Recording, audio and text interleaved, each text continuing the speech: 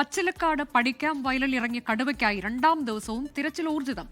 പടിക്കാം വയലിന് അടുത്തുള്ള ചീക്കല്ലൂരിൽ കടുവയുണ്ട് എന്ന് സ്ഥിരീകരിച്ചു. ഡ്രോൺ ഉൾപ്പെടെ ഉപയോഗിച്ച് പരിശോധന തുടരുകയാണ്.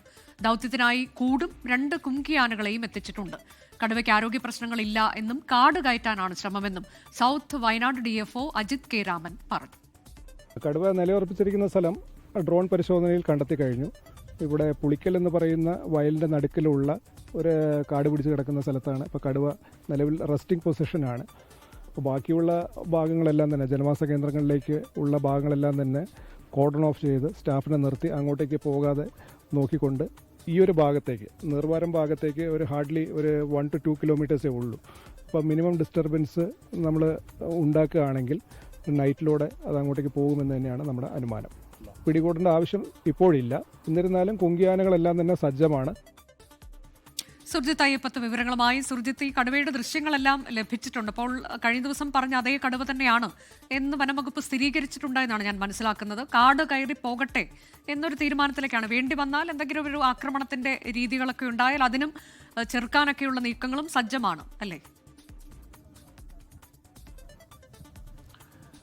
അനുജ, വയനാട് വൈൽഡ് ലൈഫിലെ 112 നമ്പർ ആൺകടുവയാണ്. 5 വയസ്സാണ് പ്രായം. ഇന്നലെ കണ്ട അതേ കടുവ തന്നെയാണ് ഇപ്പോൾ ഞാൻ നിൽക്കുന്ന ആ വയലിൻ്റെ ഓരത്തുള്ള ഒരു കൊല്ലിയിൽ ഇപ്പോൾ മറഞ്ഞിരിക്കുന്നത്. അത് റെസ്റ്റിംഗ് പൊസിഷനിലാണ് എന്നുള്ളതാണ് DFO ഉൾപ്പെടെയുള്ളവർ വ്യക്തമാക്കുന്നത്. അതുകൊണ്ട് തന്നെ ഒരു തരത്തിലുള്ള അപകടവും ഉണ്ടാക്കിയിട്ടില്ല എന്നുള്ളതാണ് മനസ്സിലാക്കാൻ കഴിയുന്ന കാര്യം. മറ്റ് വളർത്തുമൃഗങ്ങളെ ആക്രമിക്കുന്നത് അടക്കമുള്ള പ്രശ്നങ്ങളില്ല. അതുകൊണ്ട് തന്നെ അത് സുഗമമായ രീതിയിൽ തന്നെ കാട് കയറി പോകുമെന്നുള്ളതാണ് വനംവകുപ്പ് കരുതുന്നത്. ഇപ്പോൾ അത് ആ കൊല്ലിയിലാണുള്ളത്. അത് ജനവാസ മേഖലയിലേക്ക് കടക്കാതിരിക്കാൻ വേണ്ടി വനംവകുപ്പ് ഉദ്യോഗസ്ഥരെ വ്യാപകമായ രീതിയിൽ തന്നെ നിയോഗിച്ചിട്ടുണ്ട്. പല മേഖലകളിലായും കൂട്ടമായി വനംവകുപ്പ് ഉദ്യോഗസ്ഥർ തമ്പടിക്കുന്ന ഒരു സ്ഥിതിയാണുള്ളത്. ഈ മേഖലയിൽ നിരോധനാജ്ഞയാണ്. അതോടൊപ്പം തന്നെ വിദ്യാലയങ്ങൾ പ്രവർത്തിക്കുന്നില്ല. സ്വാഭാവികമായും ജനത്തിരക്ക് ഒഴിവാക്കുക എന്നുള്ള തരത്തിലുള്ള ഒരു ഉദ്ദേശം തന്നെയാണ് വനംവകുപ്പിനെ സംബന്ധിച്ചും പോലീസിനെ സംബന്ധിച്ചും എല്ലാം തന്നെ ഉള്ളത്. ഇവിടെ നിന്ന് അടുത്താണ് ഈ പാതിരി വനത്തിന്റെ ഭാഗമായ പ്രദേശങ്ങളുള്ളത്. പ്രത്യേകിച്ച് നീർവാരം, അതോടൊപ്പം തന്നെ അമ്മാനി അടക്കമുള്ള വനമേഖലയാണിത്. ഇവിടെ 2 കിലോമീറ്റർ മാത്രമാണ് അകലമുള്ളത്. അവിടേക്ക് അത് കയറിപ്പോകാനുള്ള സാധ്യതയാണ് കാണുന്നത്. അവിടെ നിന്നും ഇറങ്ങി വന്നതാണെന്നാണ് കരുതുന്നത്. ആരോഗ്യമുള്ള കടുവയാണ്. അതുകൊണ്ട് തന്നെ മറ്റ് പ്രതിസന്ധികളോ പ്രശ്നങ്ങളോ ഉണ്ടാക്കില്ല എന്നുള്ളത് തന്നെയാണ് കരുതുന്നത്. എന്തായാലും ഇതുമായി ബന്ധപ്പെട്ട നടപടിക്രമങ്ങൾ വനംവകുപ്പ് നടത്തുന്നുണ്ട്. അല്പസമയത്തിനകം തന്നെ ഇവിടേക്ക് ഒരു കരുതലിന്റെ ഭാഗമായി കൂട് എത്തിക്കുന്നുണ്ട്. അതെന്തെങ്കിലും തരത്തിലുള്ള അനിഷ്ട സംഭവം ഉണ്ടാകുന്ന ഘട്ടത്തിൽ അത് ഇരയെ വെച്ചുകൊണ്ട് കൂട് സ്ഥാപിക്കാനുള്ള നീക്കവും വനംവകുപ്പ് നടത്തുന്നുണ്ട്.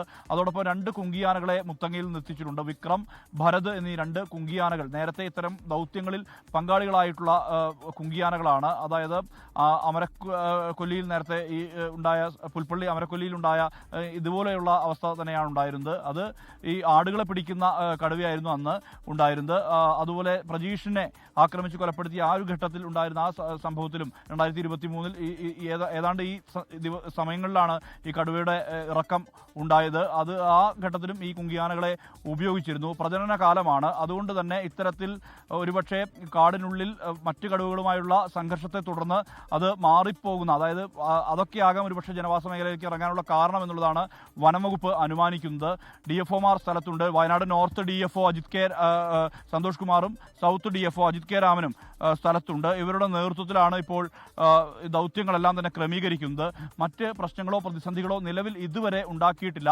കാരണം കടുവ ഇതിന്റെ തൊട്ട് അപ്പുറത്തായി, അതായത് ഏതാണ്ട് ഒരു ആകാശദൂരം 2 കിലോമീറ്റർ 3 കിലോമീറ്റർ മാത്രമാണ് ഈ പടിക്കംവയൽ എന്ന് പറയുന്ന പ്രദേശത്ത്. അവിടെയാണ് ആദ്യ ഘട്ടത്തിൽ ഇതിനെ കണ്ടത്. ഇന്നലെ രാവിലെ 9 മണിയോടുകൂടി ബിനു എന്ന് പറയുന്ന അവിടുത്തെ ഉന്നതിയിൽ കഴിയുന്ന ഒരാളാണ് പശുവിനെ ആക്രമിച്ചു കൊന്നു എന്ന വാർത്ത വന്നത്. അത് ഇതേ കടുവ തന്നെയാണോ? അങ്ങനെ വനംവകുപ്പ് എന്തെങ്കിലും പറയുന്നുണ്ടോ?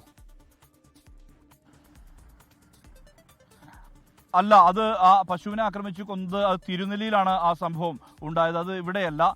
തിരുനെല്ലിയിലെ സുബ്രഹ്മണ്യൻ എന്ന് പറയുന്ന ആളുടെ പശുവിനെയാണ് ആക്രമിച്ചത്.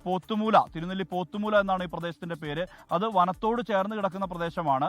അവിടെയുള്ള ഈ ആളുകളൊക്കെ ഇത്തരത്തിൽ ജാഗ്രത പാലിക്കണമെന്ന് വനംവകുപ്പ് നേരത്തെ നിർദ്ദേശം നൽകിയതാണ്. പ്രജനന കാലമായതിനാൽ തന്നെ ഈ കടുവകൾ ഇറങ്ങാനുള്ള സാധ്യത തള്ളിക്കളയാൻ കഴിയുകയില്ല. അങ്ങനെ കാടിനുള്ളിൽ സംഘർഷത്തെ തുടർന്ന് തോറ്റ് വരുന്ന കടുവകൾ ഇറങ്ങി ഇത്തരത്തിൽ വന്യമൃഗങ്ങളെ വളർത്തുമൃഗങ്ങളെ ഉൾപ്പെടെ ആക്രമിക്കാനുള്ള സാധ്യതയുണ്ട്. ആ സംഭവം ഉണ്ടായത് പോത്തുമലയിലാണ്. ഒരുപാട് ദൂരമുള്ള പ്രദേശമാണത്. തിരുനെല്ലിയുടെ ഭാഗമായിട്ടുള്ള സ്ഥലത്താണ് അത്തരത്തിലുള്ള സംഭവം ഉണ്ടായത്. വയനാട്ടിൽ വ്യാപകമായി കടുവ ശല്യമുണ്ട് എന്നുള്ളതാണ്. പ്രജനന കാലമാണ്, അതുകൊണ്ട് പുറത്തേക്ക് ഇറങ്ങാനുള്ള സാധ്യതയുണ്ട്. ജാഗ്രതാ നിർദ്ദേശം എല്ലാവർക്കും നൽകിയിട്ടുണ്ട്. അതിനിടെയാണ് പടിക്കം വയലിൽ കണ്ട കടുവയെ ചീക്കല്ലൂരിൽ എത്തിയിട്ടുണ്ട് എന്നതിന്റെ വിവരം ലഭിക്കുന്നതും അത് കാട് കയറി പോകട്ടെ എന്ന തരത്തിലേക്ക്. ഏതായാലും RRT സജ്ജം ഉൾപ്പെടെ അവിടെ സംഘം ഉൾപ്പെടെ അവിടെ സജ്ജമാണ് എന്നതാണ് സുർജിത് അയ്യപ്പത്ത് നൽകിയ വിവരം. ലോകത്തെവിടെയായാലും ഏത് സമയത്തും 24 വാർത്തകളും ഓഗ്മെന്റഡ് റിയാലിറ്റി പാക്കേജുകളും എക്സ്പ്ലെയിനറുകളും വിശദമായി കാണാൻ ഞങ്ങളുടെ യൂട്യൂബ് ചാനൽ നിങ്ങൾക്ക് സബ്സ്ക്രൈബ് ചെയ്യാം.